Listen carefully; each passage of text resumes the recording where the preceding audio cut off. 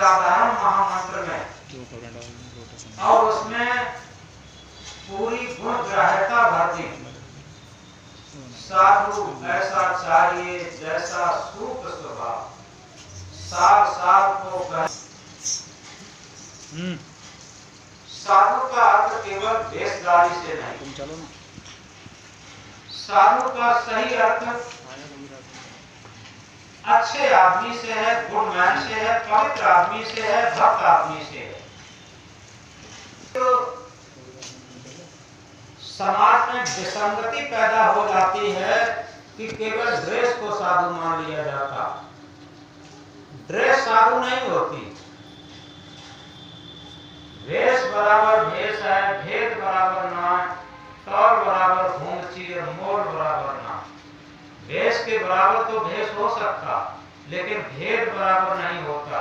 जिस तरीके से घूंघची से सोना तौला जाता और घूंघची पर सोना बहुत कीमती होता, घूंघची की कोई कीमत नहीं होती। इसी तरीके से कवि साहब ने हमारे को लिए कहा, साध भया तो क्या भया, माला पहनी चार, ऊपर भेष बनाइया भीतर भरी भगा। तो इस तरीके से साथ कहते हैं अच्छे आदमी को, गुड मैन को, पवित्र आदमी को। तो इस विशाल संसार में विष अमृत भंडार, गुणग्राही को सुधा है। जिस तरीके से एक मधुमक्खी होती है, एक साधारण मक्खी होती है, मधुमक्खी के लिए आज भी पुष्प और शहद की कमी नहीं है। मधुमक्खी जहां पर जाती है पुष्प पर बैठकर शहद ग्रहण कर लेती। और साधारण मक्खी के लिए आज भी कहीं गंदगी की कमी नहीं है, गंदगी के ढेर लगे। इसी तरीके से हमारी बुद्धि, हमारा अंतःकरण, हमारा मन, ये अगर मधुमक्खी की तरीके से हैं तो सारग्राही हैं, गुणग्राही हैं। और अगर साधारण मक्खी की तरीके से हैं तो अवगुणग्राही। इस तरीके से सद्गुरु पूरी मानवता को जगाते हैं कि साधु ऐसा चाहिए जैसा सूप स्वभाव। भक्त, साधु, साधक, अच्छे आदमी को सूप के स्वभाव के अनुसार होना चाहिए। सूप का स्वभाव क्या है? सार सार को गह रहे, थोथा दे उड़ाए। सार सार चीज को अपने अंदर ग्रहण कर लेता, अपने अंदर रख लेता और असार चीज को बाहर फेंक देता। कबीर साहब ने एक ऐसा उदाहरण दिया, चाहे पढ़ा हो चाहे न पढ़ा हो, चाहे बिल्कुल गांव का व्यक्ति हो, कमजोर और गरीब आदमी हो, चाहे बहुत बड़ा आदमी हो, सब उसे समझ सकें। बड़ा आदमी केवल पैसे से नहीं होता। बड़ा आदमी जिसका बड़ा स्वभाव, बड़ा आचरण, महान व्यक्तित्व। तो इसलिए सद्गुरु ने ऐसा उदाहरण दिया जो सबकी बात समझ में आए और बड़ी साधारण बात से पूरी आध्यात्मिकता भर दी। सूप का स्वभाव ऐसा होता है, सार सार को अपने अंदर ग्रहण करता और असार को बाहर फेंक देता। लेकिन चरनी का स्वभाव क्या होता, जिसे छलनी कहते हैं,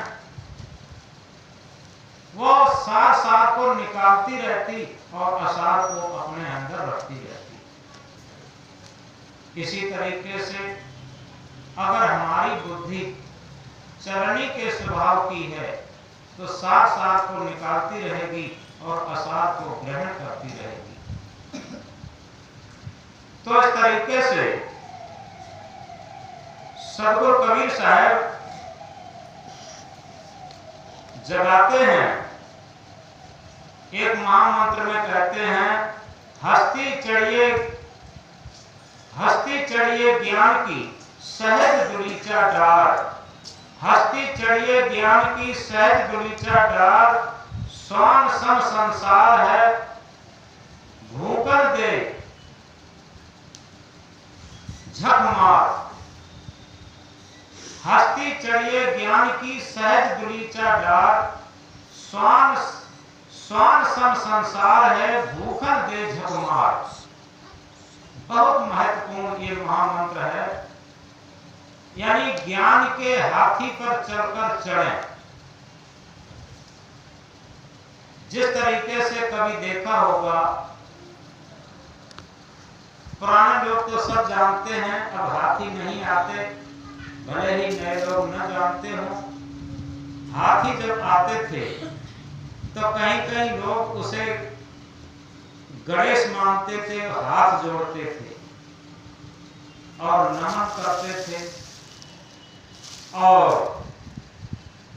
कोई गाय भैंस बैल ये सब बहुत भड़कते थे, चौंकते थे देख देख करके हाथी को। और कुत्ते अगर जान पाते थे तो कुत्ते बहुत भौंकते थे।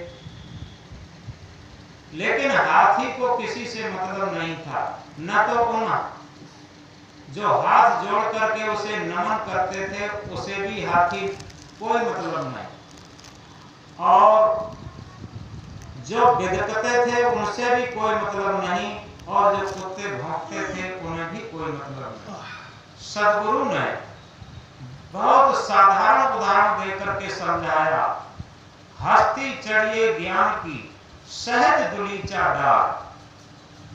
सहज दुलीचा, दुलीचा कहते हैं जो हाथी के ऊपर गद्दी होती है, वो किसकी हो? सहजता की। अपना जीवन इतना सहज हो, इतना सहज हो कि उसमें कोई भी ज्यादा झटके न लगे। क्योंकि जितना असहज जीवन होता है उसी में ज्यादा झटके लगते। असहज जीवन क्या होता?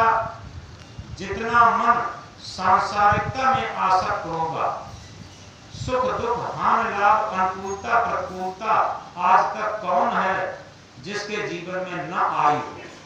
सबके जीवन में आती है, लेकिन उसी सुख दुख अनुकूलता प्रतिकूलता का प्रभाव कम ज्यादा पड़ता है लोगों के जीवन में। किसी के जीवन में बहुत पड़ता। कभी कभी देखा कि बहुत छोटी छोटी बातें। महाभारत को आप देखिए, अगर महाभारत का पूरा कारण हम याद करें तो केवल इतनी सी बात थी कि धर्मराज युधिष्ठिर चला रहे थे। उन्होंने एक ऐसा अपना महल बनवाया था जिसमें ऐसी कारीगर ने फर्श बनाई थी जहां पर फर्श में जगह बेजगह ये लगता था कि पानी भरा। ऐसी फर्श थी, कारीगर ने बनाई थी। तो उन्होंने एक भोज किया और भोज में दुर्योधन का भी निमंत्रण था, सबका निमंत्रण था। और दुर्योधन जब भोजन के लिए जाता है तो पहली बार उस महल में जब प्रवेश करता है तो उसे लगा कि आगे पानी भरा है, तो उसने अपना पैजामा समेटा और द्रौपदी पांडवों सहित ऊपर महल पर बैठी थी। दुर्योधन को पैजामा समेटते हुए देखा तो द्रौपदी ने क्या कहा? अंधे के अंधे ही होते हैं। इस बात ने पूरा महाभारत करा दिया। अगर तौला जाए इस बात को तो इसमें पांडवों की गलती थी, क्योंकि दुर्योधन निमंत्रण में आया था, वो निमंत्रित था, बिना निमंत्रण के नहीं आया था। तो जिन्हें धर्मराज युधिष्ठिर कहते हैं, उन्होंने वहां पर द्रौपदी को टोका नहीं कि तुम ऐसी बात गलत क्यों करती हो। अरे वो भाई है और निमंत्रण में आया है, और जो निमंत्रण में आता है वो सम्माननीय होता है। अगर इस बात को कह देते तो इतना बड़ा युद्ध नहीं होता, और अगर कहीं दुर्योधन भी सहन कर लेता तब भी युद्ध नहीं होता। तो इतनी बात से कितना रक्तपात और कितना नरसंहार हुआ ये सब लोग जानते हैं। तो इस तरीके से कहीं पर आप देखें, रामायण का उदाहरण है, रामायण का उदाहरण दशरथ के मन का संदेह ने ये 14 वर्ष का वनवास, दशरथ मरण, सीता हरण और ये सब कुछ करा दिया केवल दशरथ के मन के संदेह में। अगर वाल्मीकि रामायण को पढ़ करके देखें तो जब राम की राजगद्दी की तैयारियां होने लगी और दिन निश्चित हो गया, दूसरे दिन राम की राजगद्दी होने वाली थी, भरत और शत्रुघ्न ननिहाल में थे, लेकिन कैकेयी को बिल्कुल पता नहीं था। पूरी अयोध्या नगरी दुल्हन की तरीके से सजाई गई थी, कैकेयी को बिल्कुल पता नहीं था। और जब उसकी मंथरा दासी ने कैकेयी को बताया तो ये वाल्मीकि रामायण के अनुसार बता रहे हैं, कैकेयी ने खुश होकर के जब मंथरा ने बताया तुम्हें कुछ मालूम है, तेरे भाग पर सांप सूंघ गया। कैकेयी ने कहा क्या हुआ? कि ये हुआ भरत ननिहाल में है और कल राम की राजगद्दी होनी है, तेरा बेटा भरत कभी भी राजगद्दी का हकदार नहीं हो सकता। और जैसे ही राम की राजगद्दी का हाल कैकेयी ने सुना, कैकेयी एकदम बहुत प्रसन्न हो जाती है और प्रसन्न होकर के कहा कि मंथरे तुमने बहुत शुभ सूचना दी है, हमें भरत और राम में भरत से भी राम ज्यादा प्रिय हैं और राम की कल राजगद्दी होगी, हम तुम्हें खुशी में सोने के कंगन देंगे। ये कैकेयी के शब्द हैं। लेकिन मंथरा ने उसे इतना भरा उसके कान कि उसे कोप वन में जाना पड़ा, और उसका परिणाम ये हुआ कि राम का 14 वर्ष का वनवास हुआ और दशरथ का मरण हुआ, सीता का हरण हुआ। यानी सारी अयोध्या नगरी की अस्त व्यस्तता हो गई और दूसरे कष्टों का सामना करना पड़ा। और सही पूछो तो राम की कहानी एक दुख भरी कहानी जीवन भर बन गई। जिन सीता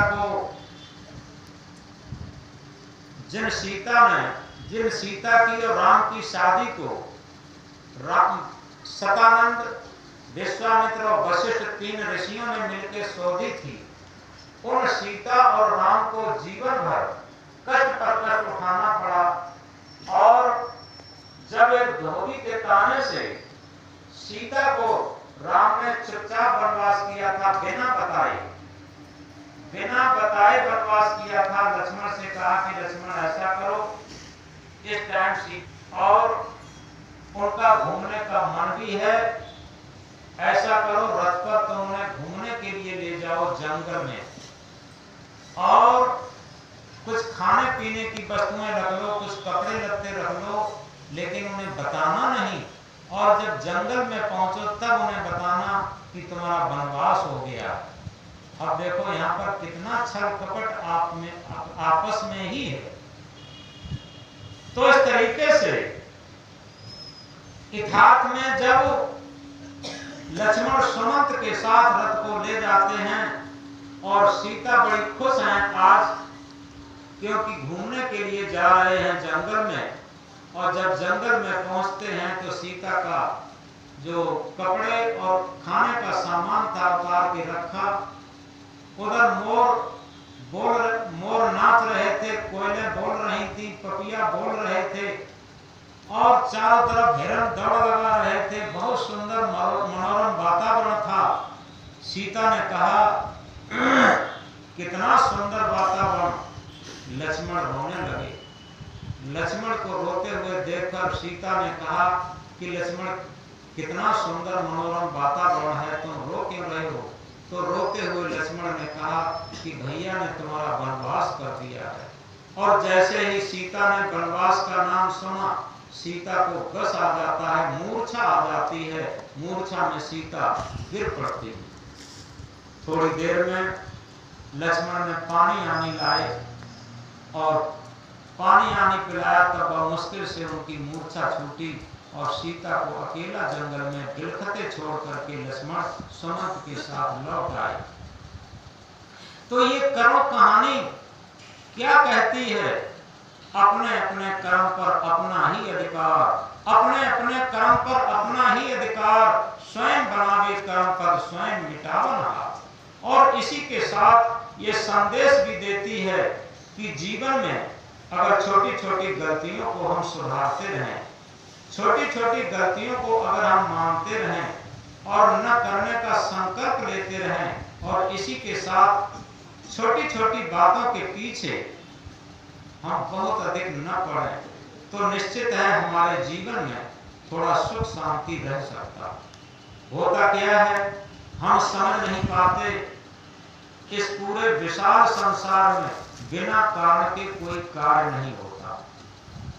आप देखें, एक भजन में कहते हैं, एक झोली में फूल भरे और एक झोली में कांटे, अरे कोई कारण होगा। बड़े सुंदर तरीके से गाते हैं, एक झोली में फूल भरे और एक झोली में कांटे, अरे कोई कारण होगा। आप बिना कारण कार्य के, व्यवस्था के कोई भी कार्य संपादित नहीं होता। इस बात को गहराई से समझेंगे और छोटे छोटे कारण बड़ा विशाल विकराल रूप ले लेते हैं। जैसे एक छोटी सी आग की चिंगारी, छोटी सी आग की चिंगारी एक पूरा गांव जलाने के लिए काफी होती। छोटा सा सर्प बिच्छू अगर खा ले तो एक आदमी जीवन के लिए बेहाल कर देता और अंत भी कर देता। एक छोटा सा, एक नाव में छोटा सा छिद्र, बहुत छोटा छिद्र किसी नाव में हो जाए और हम लापरवाही कर जाएं कि ये छोटा सा छिद्र क्या करेगा, तो निश्चित है वो छोटा सा ही नाव का छिद्र पूरी नाव को डुबो देगा। इसी तरीके से हम अपने अवगुणों को नजरअंदाज करते रहते जीवन में। वो कहते हैं, हजारों फूल कम है गले को सजाने को, हजारों फूल कम है गला को सजाने को, एक भूल काफी है जीवन भर रुलाने को। यथार्थ में अगर एक भूल ऐसी कर ली है तो जीवन भर हमें पश्चाताप करना पड़ता, जीवन भर रुलाना पड़ता। तो इसलिए हम इस बात को बहुत गहराई से समझें, किन्हीं चीजों को जीवन में नजरअंदाज न करें।